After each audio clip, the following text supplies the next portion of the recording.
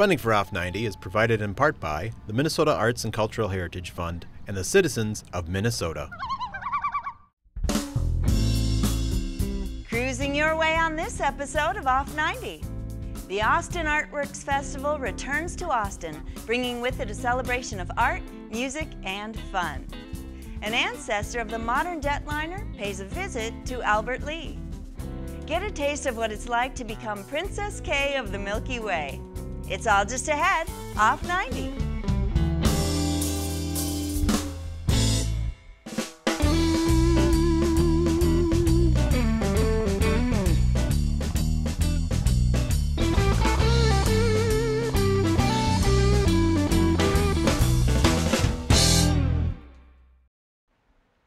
Hi, I'm Barbara Keith. Thanks for joining me on this episode of Off 90. The Austin Artworks Festival is a major investment in the culture of Austin. This two-day event is an opportunity for the public to experience a revitalized use of the historic downtown power plant. Artworks features visual, performing, media, and literary artists with ties to the Austin community. Join us for a true celebration of the arts, because art works.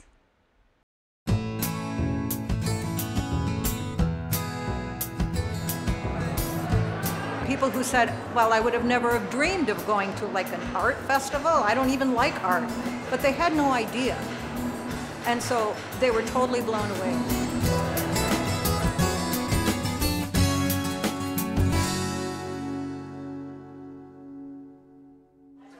I'm Jenny Knable, and I'm the director of the Austin Artworks Festival.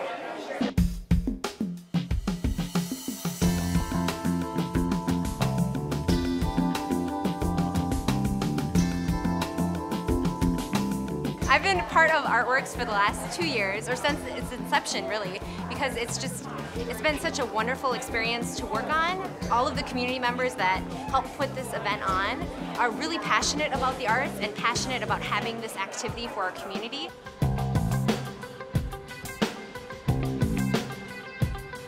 Artworks takes place in Austin, Minnesota, the last weekend in August at the historic downtown power plant, which is a power plant that was decommissioned, and now we're looking at new purposes for it, like having arts and culture activities.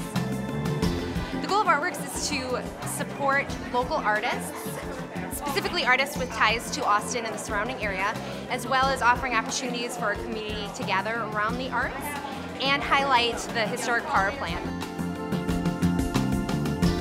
Accomplished this goal by having over 100 artists participate in the festival, and it's increased in size. Just from last year was our first year, and it's probably doubled, if not tripled in size, in the amount of participants, the amount of activities, and the amount of space we're taking up.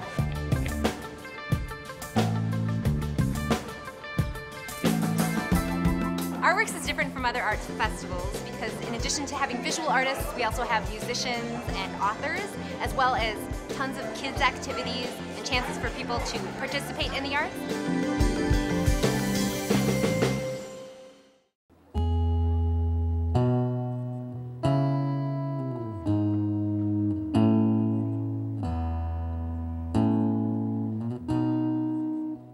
My name is Trace Bundy. I'm a solo instrumental acoustic guitarist, and I tour around playing concerts, and it's a lot of fun. Yeah, I was born here in Austin, Minnesota.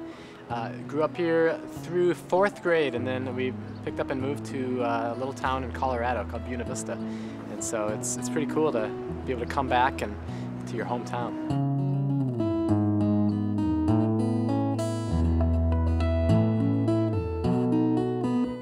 It seemed like this year was even bigger than last year, and I think as word gets out, it'll keep growing and growing, and my hope would be that it'll turn Austin into a place that really pulls artists into the community and starts to continue to be known for a place that celebrates art and music and all these different things. So that's what my hope would be.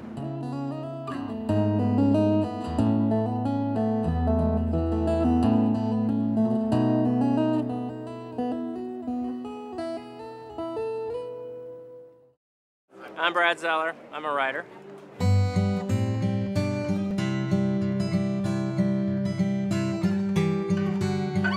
I'm originally from Austin, grew up here, went to high school here. Graduated in 1980, Austin High School. Packer proud. I don't come back very often, and actually I wasn't on the schedule for this event, but so I thought, why not? Come down and check it out, see what kind of arts are shaking in Austin these days. Wasn't a lot going on when I was a kid.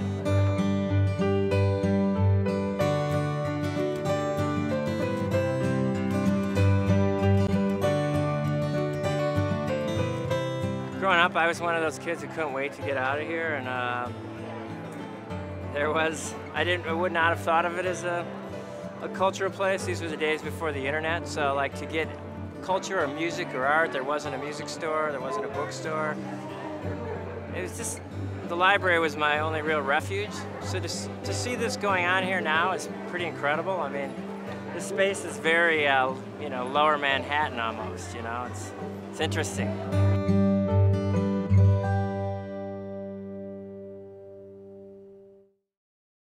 Yes, we have people coming from all over the United States to participate. Some of those artists are actually internationally known, as well as known throughout the United States. So it's exciting. It's a nice homecoming for artists that had some ties to Austin to come back to the community.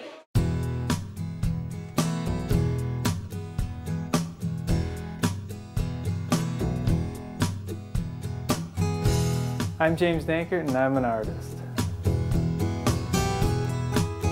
I chose to go to Artworks because when I heard about this event, I was really, really happy that something like this was finally happening in Austin. When I grew up in Austin, yes, we had some great teachers in the schools who really encouraged us in all aspects of art, not just visual, but you know, writing and everything. But when I was growing up, everything that I saw in the media or the wider world indicated to me that artwork was made by people, I don't know where, on the coasts, you know, New York or LA or something like that. But there was no sense when I was growing up that you would be making original artwork and possibly doing it for a living in Austin, Minnesota, and kind of expressing yourself in that way.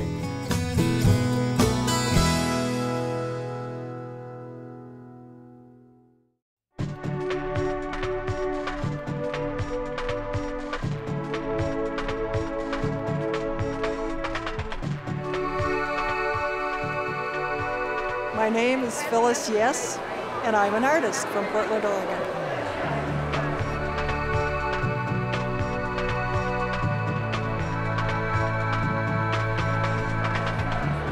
You know, there's nothing like a person's hometown.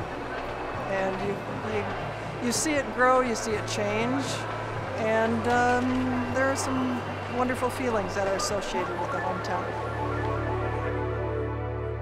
There are all these blue t-shirted persons walking around, and they're very helpful, and they have a great community spirit themselves.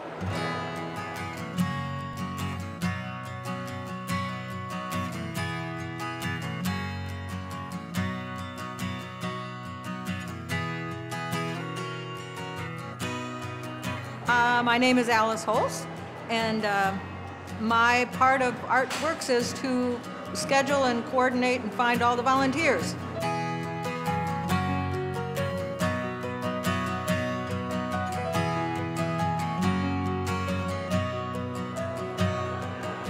There's about 12 different jobs that I've scheduled volunteers for every 2 hours. Got a couple people every 2-hour shift doing artist support, and that's going around to see if the artists need water, if they need a break, because a lot of them are here just on their own, so then the volunteer will sit and man their booth for a few minutes while they take a little break.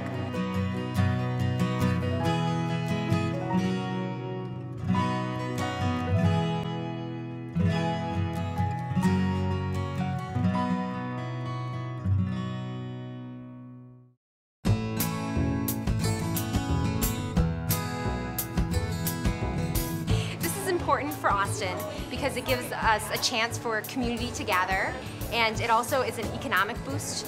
All of the artists here are selling their work, and we have vendors here selling food, so it brings in a lot more to the economy as well. And it just gives a chance for people to realize that arts and culture can thrive in a small town in Minnesota. A lot of people think they move out of the urban area and they won't experience any art and culture, and it's right here in our hometown.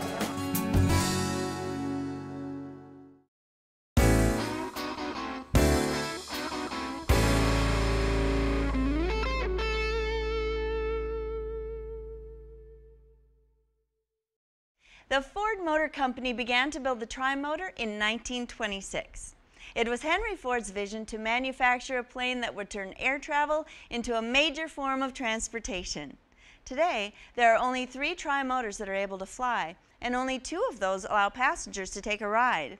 One of those planes stopped in Albert Lea to offer people a chance to experience the infancy of airliners.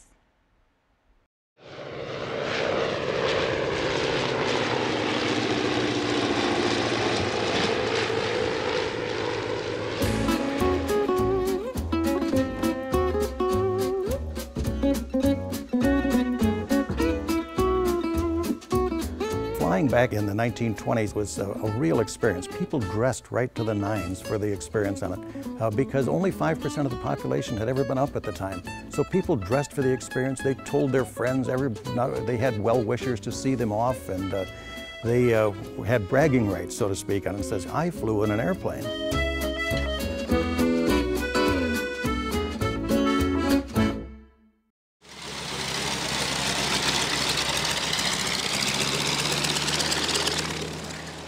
We have the Ford Tri-Motor here. It's one of only 2 in the world that you can ride in. So it's a pretty unique opportunity to go all the way back to a 1929 airplane. I'm Jim Hansen. I'm the airport manager, City of Albert Lea.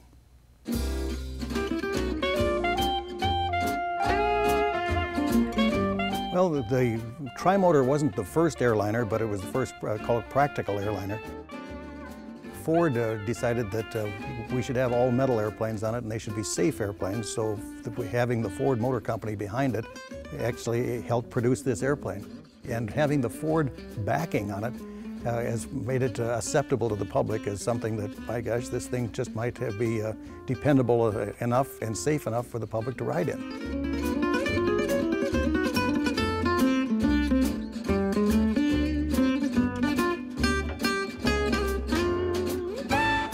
Well, the Ford was actually a victim of its own success. It started in 1926. This particular one is 1929.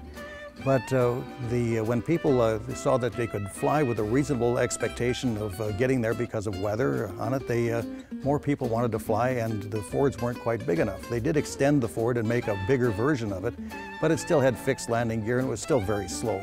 So the public kept clamoring for bigger and faster airlines, and the airlines asked the manufacturers to produce those airplanes. After that, it was relegated to short-haul airlines or flying cargo or barnstorming out in the field, kind of like what we do today.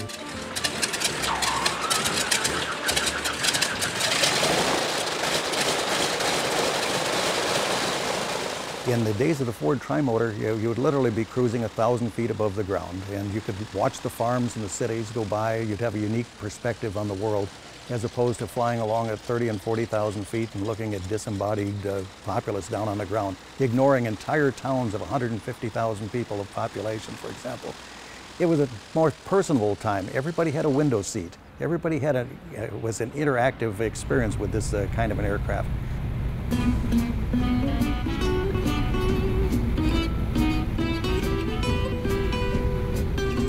It's sponsored by the Vintage Aircraft Association, and VAA is a part of the Experimental Aircraft Association. It's a nonprofit, and it's dedicated to preserving old airplanes. EAA bought the airplane intending to only use it in their museum, and they looked at it and it says, you know, we can make this thing fly. And they got parts of 5 different airplanes, and they managed to put the thing together.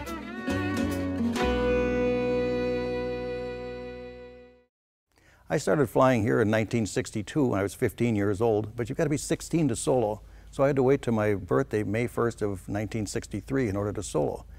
We had an event here, they called it a Skyrama, and it was a big event here in town.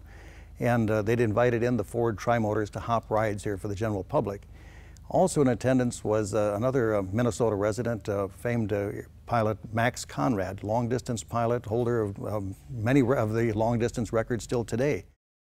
And the owner of the Ford asked, said, Max, he says, would you like to fly the airplane? And he said, sure. So Max came back and said, would you like to be my co-pilot? So I got to fly 3 times with Max Conrad, and it was in this very airplane, 49 years and 11 months ago.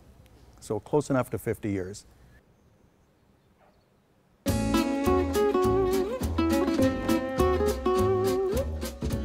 There are 18 Fords remaining out of 199 built, and it's one of only 2 in the world that you can get a ride on. This is part of our history. There's hardly anybody that hasn't heard of a Ford Trimotor. The airplane is famous. It's something of a hero, I guess. So they're relatively few and they're relatively rare, and yes, that makes them expensive, but it's worth it.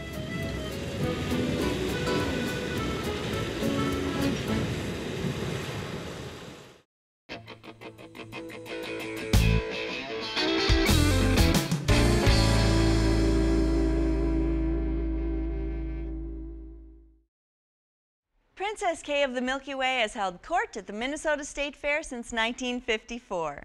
The winner of the statewide Minnesota Dairy Princess program is chosen by the Midwest Dairy Association.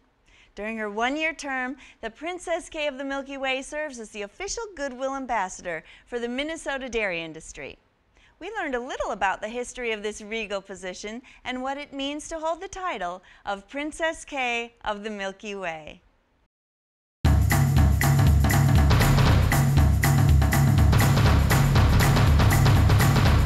We are getting ready to celebrate the crowning of the 60th Princess K of the Milky Way at the Minnesota State Fair. Our finalists for the 60th Princess K of the Milky Way are... All 12 of these young ladies are winners. I would be proud for any of them to represent us in the dairy industry. Katie Schmidt!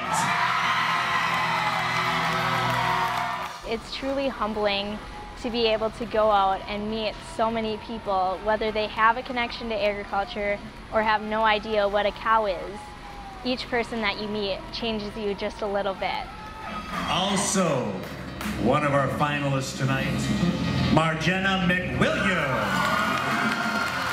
We have 12 young ladies right now that we're judging, and I don't think we could go wrong with any of them. They are so mature, so intelligent. I'm so proud of these young ladies. Third finalist is Rachel Rustin. There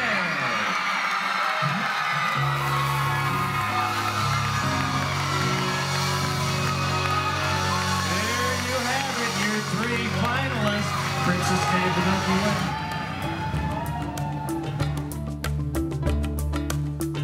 I will miss being Princess K of the Milky Way because it has been such a large part of me over this past year and my entire life. But I know I will be joining 58 wonderful past Princess K of the Milky Ways and be able to continue to advocate without the crown and without the sash. So Princess K will always be a part of me. You've done an outstanding job. Ladies and gentlemen, how about a round of applause? Princess K of the Milky Way, Christine Reitzma. Princess K of the Milky Way, the first one was crowned, I believe it was at the State Fair. And it's just become a tradition.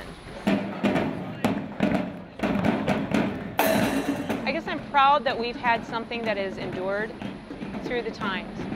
We need somebody who is visible.